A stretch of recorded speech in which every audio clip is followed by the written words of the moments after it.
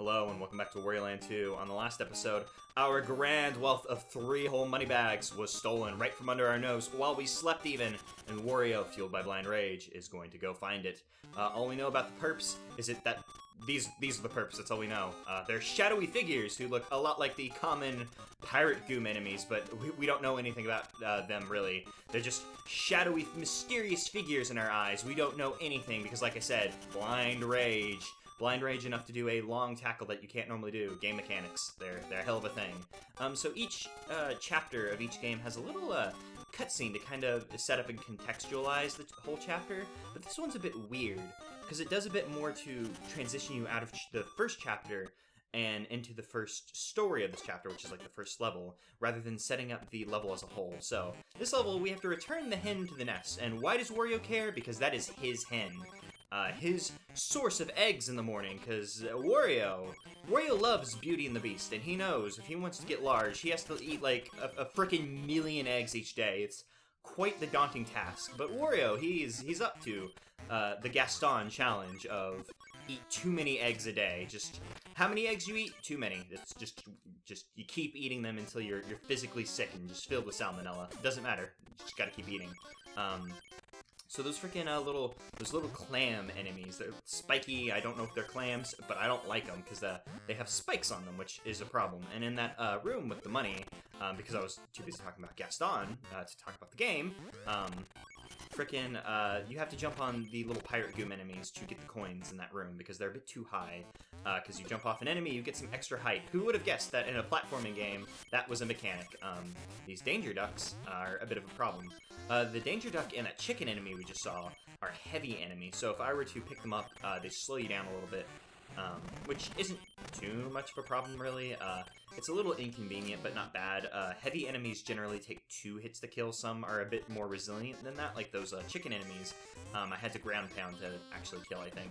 Wasn't paying too much attention, but sometimes they're a problem. These guys suck, because like I said, they're spiky. If you bump them from the bottom, they will like lose their spikes and go into a ball form, which is like when they're stunned and you can pick them up as if they were a normal enemy. Sometimes they bump into walls and that will happen. I'm just getting rid of these blocks just to hopefully get freaking shiny coins, because shiny coins are worth a lot of money, 100 coins. And I don't think we saw any in the first episode after we frickin' after the beginning, when we saw 2 on our first like frickin' like thing we broke in. Oh yeah, duh, need a roll. Rolling is a mechanic and that I completely just flubbed on.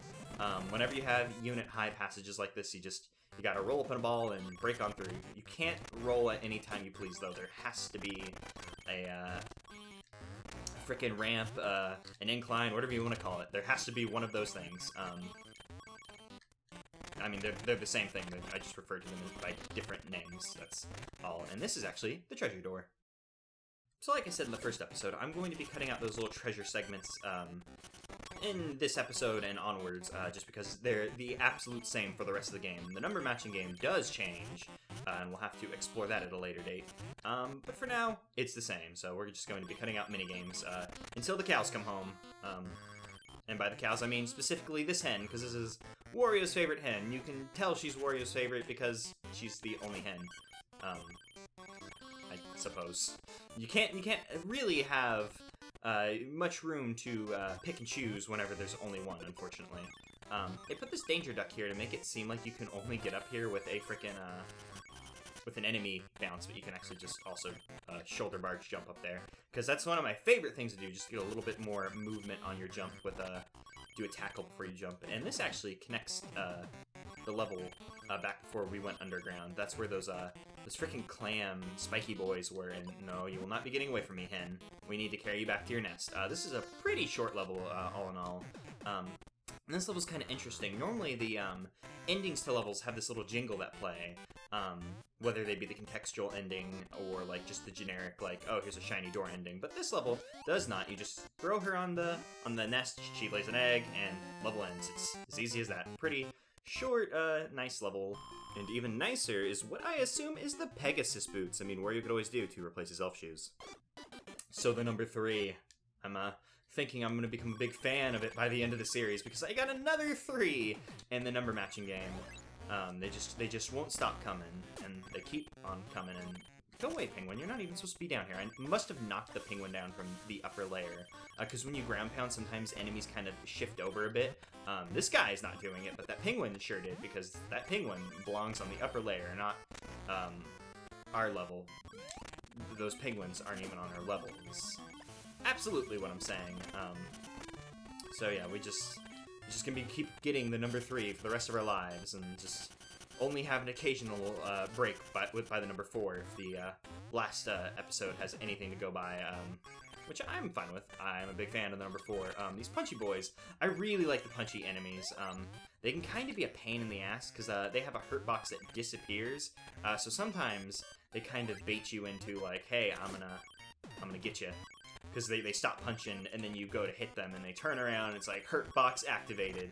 I'm gonna get you, Wario, and I completely flubbed that jump. And there's what this game's about, just wasting your time. There's no, oh, you're gonna die from falling too far. There's no instant death pit. It's just, start the arrangement over, idiot. It's time to play. And also, we definitely do not want to get hit by that penguin, because the punchy boys, they punch you, and they make you punch drunk. Those penguins, they hit you with that ball, and they turn you into Crazy Wario, not Drunk Wario, because this isn't the Japanese version of this game, which is like Wario Land, like, did you know, fact, like, 101. It's like the frickin' basilisks in Dark Souls. It's the one thing that, like, everybody knows and throws out as Dark Souls trivia. But in this game, it's those penguins, and Japanese version, they throw mugs of beer and turn you into Drunk Wario, whereas in this game, you become Crazy Wario. I suppose we can show it off next time we see them, because it's an interesting transformation, in that it's always a punishment to be turned into Crazy Wario. I don't think there's ever a point in time where it's going to be beneficial to be Crazy Wario. So Crazy Wario, you just kind of stagger back and forth against your will. If I would have pressed B, I had a burp attack, which Wario actually loses in Wario Land 3. Only in Wario Land 2, Wario Land 2 exclusive. But yeah, those guys have mugs of beer. Sure you already heard that, because it's like the Wario fact, like 101. But we do not want to be turned into Crazy Wario. We want to continue on our life. This door down here is an annoying one, because there's actually no way to get to that little area from that screen that we were on. The only way to get to it is to interact with the Hell Maze. I really shouldn't have destroyed that. I'm gonna leave the door, I'm gonna walk out the door, and I'm gonna walk back in to respawn that enemy, because I would like those 2 Wario coins. I would like the 20 coins, the nourishment they would provide me.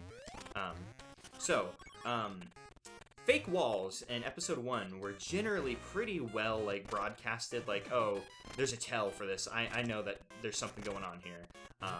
There's pretty much no tell that there's hidden walls here, other than, like, oh, I have nothing to interact with, so perhaps there's more than meets the eye going on here. But once you start hitting the wall, it becomes guess and check land of where the frickin' walls are. I have a little map open because I don't like this. This is one of my least favorite things about this game, is sometimes, like, the hidden walls. There's no real good tell other than, like when you get in here, it's like, oh, obviously I need to start breaking walls, but then there's, like, from there onwards, it's just all guess and check work. Like, there was no rhyme or reason why there's some, frickin' tunnels are present in some areas and some aren't. It's dumb. I can only think of one other instance where there's gonna be a big maze of those, and it's a much larger maze, so it's gonna frickin' suck. But it's not till later on, and I missed that block, so whatever, you win this time, block. You win. Yeah, so I'm not a big fan of how sometimes the fake walls in this game can kind of, not have good tells. Fake walls in video games with bad tells are, like, one of my biggest pet peeves, because I was a big Zelda 1 boy, so just invisible walls just rile up a primal anger in me, and I can't stand by it. And also, this is kind of a mean punishment here, because they have those 2 penguins that'll turn you into Crazy Wario, and Crazy Wario reverts back into standard Wario with water, and they have water right there, but it's blocked off by things you need to ground pound, and Crazy Wario has no way of dealing with those. Also, these fire breathers, I don't know why, I've always called them fire breathers, or thought of them as foxes, not exactly sure why, they look like foxes to me, but they do. But they have a little torch in their hand, but whenever you, like, anger them, you get in their line of sight, they put the torch in their mouth to deal with you. It's kind of weird. So in this game, you just kind of have to wait out being on fire.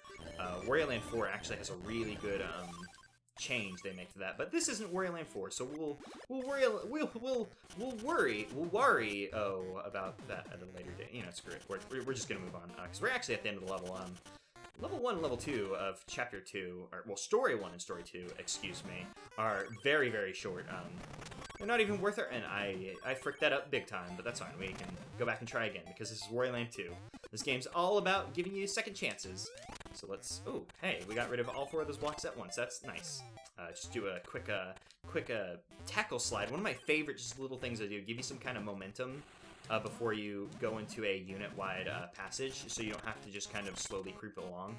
And this is the treasure room. Yeah, so the tackle slide has no, like, real, like, mechanical purpose in the game, other than just kind of look cool and kind of speed you up through unit-wide passages from time to time. But I'm not a fan of how close that treasure room is to the end goal. That's kind of weird. I kind of like when they place them a bit better in the level.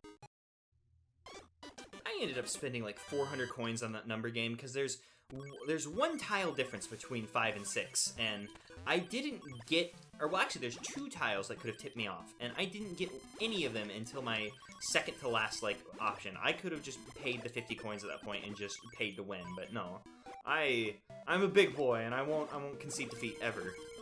So this level, we have to get to the teacup, because this chapter's called the SST Cup, and we're frickin' 3 levels in, we're finally making our way to the namesake of the level. And actually, I think that's the way to continue on the level. Yeah, for a second there, I thought this was progress, but no, this is just a nice little stash of cash, as I've been saying for whatever frickin' reason. You know. The jokes are real, as I said last episode.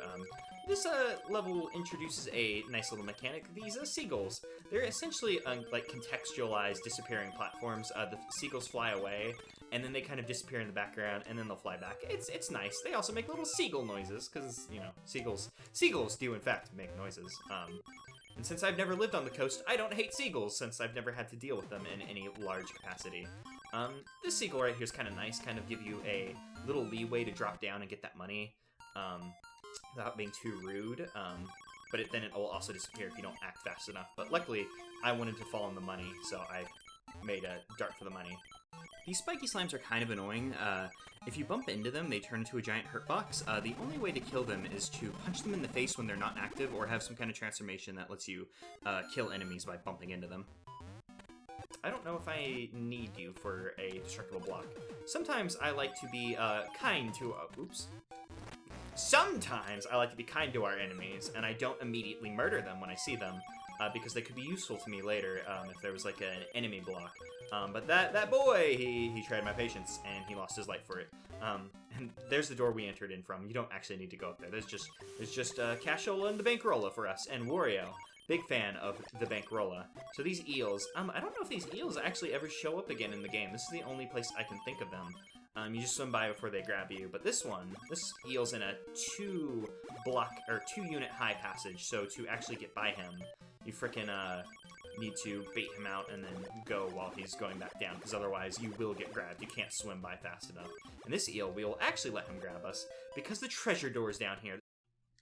Yeah, this is just treasure doors ingrained in my mind permanently, because I didn't find it my first few times playing this game, because it wasn't till a few playthroughs through before I became interested and like, oh, I want to 100% it.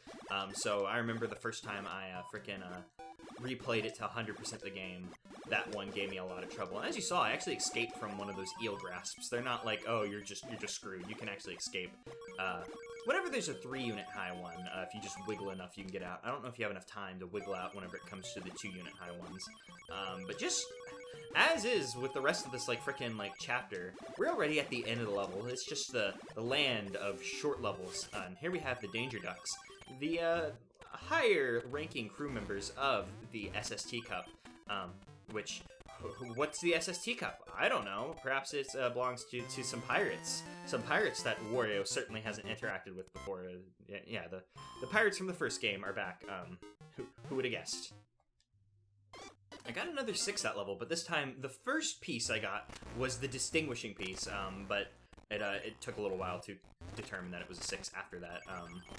And also the treasure we got from the last level, I'm pretty sure it was a rupee from like Legend of Zelda. It might just be a generic ass crystal, who knows? I'm just going to choose to believe that it is a rupee from Zelda. So those chef enemies inflict upon us the fat like transformation, one of the more iconic transformations in the entire game.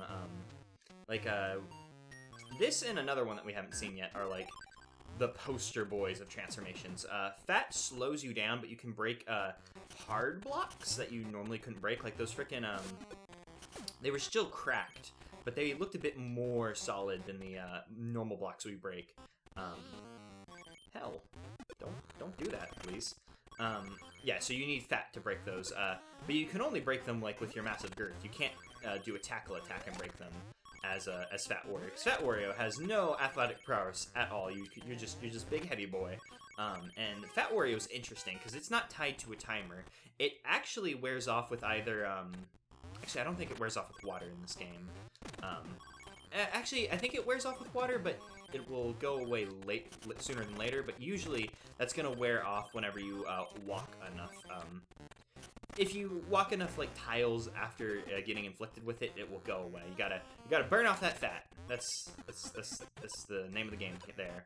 And this door back here, we're actually not going to be checking out because it leads to a secret exit. Just wanted to show you guys that it is back here, because this is one of the harder secret exits to find in the game, in my opinion, since you need to kind of destroy this wall that can only be destroyed with an enemy, by the way. Like, I can't punch through this. I need this enemy to break that wall to get back there.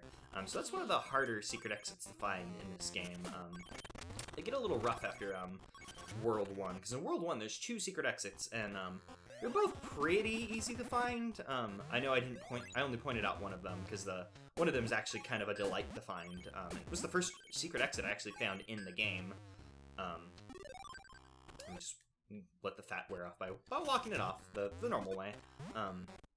But this secret exit, I think, is one of the last ones, if not the last one I found when I played, like I said, for the first time for completion, and not just to play the freaking game like a wee child. Oh, for a second I thought that was the treasure room, but it was not. So we'll just continue onward. So we have a jumping. I was gonna say jumping puzzle, but it's not so much a puzzle as much as it is just kind of a small challenge. A nice little arrangement for us. If you ever want to drop an enemy, but you're a little antsy about it, you can just squat down and you'll drop the enemy without like throwing them. Excuse you, that was awfully rude. I managed to jump on his pitchfork. He has this giant frickin' like hitbox I could have hit, but then I just land on his hurt box. So whoops. Not too bad a deal. And you know what? I like the cut of his jib, so I will allow him to live for the day. Also, because I don't want to walk up there. I'll feel so bad if like that was my my calling. Like, had I killed him, I would have gotten a shiny coin. Because we have not seen any shiny coins since those first 2 we saw at like the opening of Chapter 1. Since then, it's been like no shiny coins at all. And hell, where is the treasure room?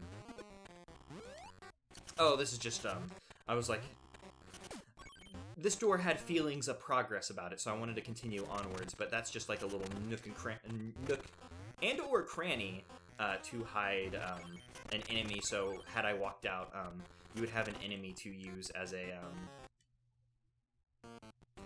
leverage to throw at the slime, so you could go backwards if you so desired, I suppose. I do not desire, though. I'm just gonna punch a few of these guys in the face because I want to make sure that there's no hidden walls around here, because this level's a little rude with the hidden walls, like I mentioned. Not a big fan of hidden walls. Oh hell, I need to jump off one of those guys to get up there. My bad, I didn't realize that until it was too late. Luckily, enemies respawn whenever you walk out a door. Just kind of standard video game fare, you know. Whatever. Oh, that's an enemy wall, isn't it?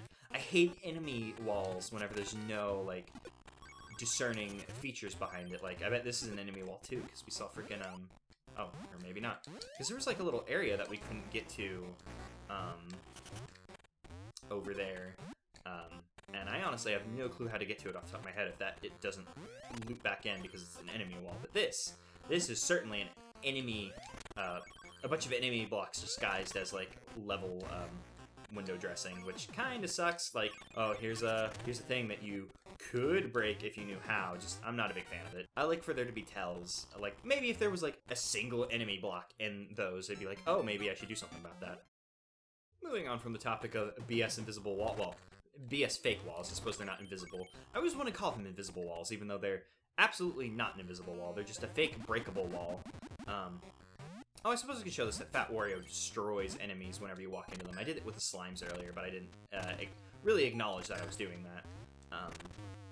But yes, we're on the SST Cup, the pirate ship from Wario Land 1, belonging to, believe it or not, the exact same pirates from Wario Land 1, although they've had a name change since then. In Wario Land 1, they were the Brown Sugar Pirates. In this game, they're called the Black Sugar Pirates for some reason, and it's weird. I don't know why they changed their name. Brown sugar's a thing. Black sugar, well, I guess black sugar might be a thing. I don't know enough about sugars and baking to say that it isn't, but brown sugar is a thing that I know exists, dang it. Now that we've stormed the teacup and we've stopped it in the middle of the sea by knocking the anchor into the ground, we must defeat Bobo! So Bobo is actually a character from, well, I'd say with air quotations now, from Wario Land 1. It's a thing that you would remember from Wario Land 1 had you played it. And also, like I was saying, with undiscernible breakable blocks, that block right there, you can break with an enemy, which I remember because I have ingrained a lot of those into my mind because they make me so angry because I hate them. You could also alternatively get into that area with the little, the big coins that I made it to, by taking an enemy, like, the long way. Had I, dang it, I was hoping to get enough leeway, but, I was gonna let the enemy walk in and then jump on the enemy to kind of frickin' stun him, but, I started looking at the, little spike blade, trap, halberd, spear, whatever. I started looking at it because it made a noise, and I looked at it, and the enemy bumped into me and screwed me over. But yeah, that little area in that first room, you could jump off an enemy to get up there, which is normally how I get up there. I take an enemy down and bump my way up there, but I remember how to get up there. And see, like, look at this. This has the enemy block, like, icon on it. This is such a better tell than, like, oh, I hope you realize that you can use something here, jerkwad. Like, even if they didn't want to use that for the entire texture, like, maybe just put one there so you know to interact with it with an enemy, and then you see, like, oh, it broke some more things than I thought it would. Perhaps there's a little bit more to this than I thought. So it's... Sometimes this game doesn't have the best tells for things. Generally, it's not bad, though. And you know what? You get wall death, because you can just... when you throw enemies normally, they're fine, but if you do a charge shot with an enemy, you just throw them into the wall and they die for good. And I'm gonna kill you, Danger Duck. I don't want none of that biz. There's an enemy thing there, but that Danger Duck is too physically large to actually fit back there. Because as you saw, it was 1 unit high, and those Danger Ducks are Wario size of being 2 units high. So I would have been unable to throw him back there. Or at least I'm pretty sure I would have. And it's very important you come back here because I think this is the treasure door. And are we able to ground pound to get back there? No. But I'm fairly certain. Yeah, treasure door. Ooh boy, there we go. We got our treasure and we're fine. I panicked myself while I was playing the little mini game, so I looked over at my recording software, and for a second I thought I was also accidentally streaming, which would have been bad. Because the recording software I use is also the same software I use for streaming, because, you know, it's convenient. Also, it takes up a whole hell lot of less information to record with it than it would if I used Fraps, which is what I used previously, because I'm a big dummy-dumb and that was all I had, and Fraps just makes giant files. But enough mechanical, technical talk about that LPs. What we're here to do is we're here to defeat Bobo, because that's what the level's talking about, and I was gonna be really like, oh hell yeah, like if this just let us into the boss room, but of course it didn't, because boss rooms are always denotated by frickin' skulls. And of course we weren't going into a skull door, so that we weren't approaching Bobo. I should have known, but I got a little too excited and didn't know. So heck. Oh, what's back here? There's a little bit more going on back here than there was on the other side. Because this level kind of likes to play with symmetry. Like, oh hey, this is a little symmetric. So you assume like one thing might be on the other, but they kind of maybe fool you into not going far enough in this one, and you miss out on all the extra coins. So here's Bobo, the guard bird. Guard bird? I don't know. I guess pirates. You know, whatever. Screw it. So Bobo's kind of a weird boss. He flies down and you jump on his head, which is generally how you're going to hurt most bosses. But then he makes an updraft, and the only way to defend yourself against the updraft is to crouch. Because what he's trying to do is he's trying to knock you off the screen with that. And if you crouch too late, he'll knock you off. His little like soaring attack just stuns you, and he's going to try and stun you and then do his updraft. The more times you hurt him, the longer his updraft goes for, which means the sooner you need to crouch. So pretty much as soon as you hurt him, just freaking crouch, or else in the later parts of the fight, you're going to fly off the screen. Because, like, as you can see, even with me, like, doing it immediately, I'm still almost flying off the screen. So it's more of a reactionary thing than anything. Just crouch as soon as you hurt him, and you'll be good. Bobo is not difficult at all. Honestly, I think he's harder. I think he's a harder boss in Wario Land 1 than he is in this game. They kind of dumbed him down a bit for this game, and we got a little scroll for it, for our troubles. And you know what? Let's do the number match game, because I just beat this boss, and we have a cutscene to do. So why not? For old time's sake, let's mess this up. And we got a 1 or 7 or 4 on our hands. Who knows? It's got to be one of those 3 though. And now it's between 1 and 7. There are 2 distinguishing blocks. The top left, and there we go. We got 7. I was real worried because sometimes the game's mean and they don't give you those distinguishing tiles for a while, and oh boy, that becomes a pain. But here we go. Our 10th map piece, completing our first row. Get one for each level, so I bet you guys can't guess how many levels there are in this game. But here we go. We've beaten Chapter 2. And having beaten Chapter 2, we can now see that those fiends have ditched their ship and are escaping by hot air balloon. Ooh, those nasty fiends and their hot air balloons. They pulled Team Rocket on us. Unfortunately, there's one too many of them to be Team Rocket. And there she is, Captain Syrup, the leader of the Black Sugar Gang, as they're called now. They pull the reveal like at the end of Wario Land 1, but they wait a little bit to show you the Cap in this game. So now we're gonna have to chase her into Maze Woods. Yes, some more woods levels that are also mazes. Great. Just what I love. My favorites. So thank you for watching, and I'll see you guys in Chapter 3, Maze Woods.